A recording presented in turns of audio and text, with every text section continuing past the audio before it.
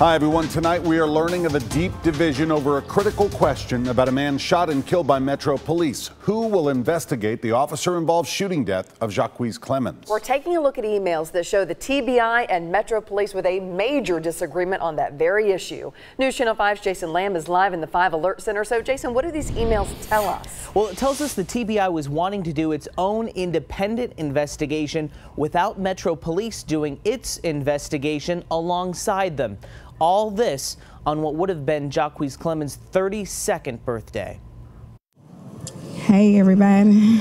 As friends and family gathered to commemorate what would have been Jocques Clemmons' 32nd birthday, the message today was the importance of working together to fight violence. It is time for the community to come together because it's getting sad, even more sad as the days go on. But while this celebration went on today, emails obtained by the Nashville scene paint a picture of a power struggle over which law enforcement agency should investigate the officer-involved shooting that resulted in Clemmons' death.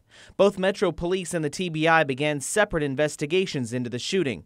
But in this email from the TBI to District Attorney General Glenn Funk, the TBI says it will be impossible for TBI to conduct an independent investigation while another agency simultaneously conducts the same investigation, potentially interviewing and creating multiple statements from the same witnesses. But the emails show Metro Police remained firm in wanting to continue its own investigation.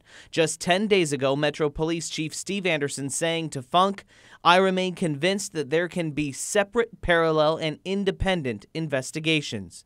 With the two agencies not seeing eye to eye and no agreement in sight, emails show the TBI almost walked away from its investigation, leaving it to Metro Police, saying in the interest of justice and the promotion of a smooth judicial process, TBI will offer to step aside. Happy birthday, Jocques.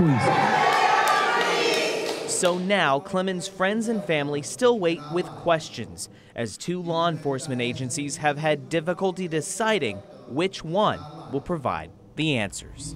Also today, the medical examiner released the autopsy for Jocques Clemmons. It shows Clemmons was shot twice in the back and once in the hip, along with a graze wound.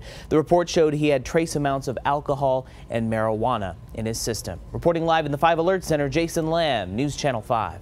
Jason.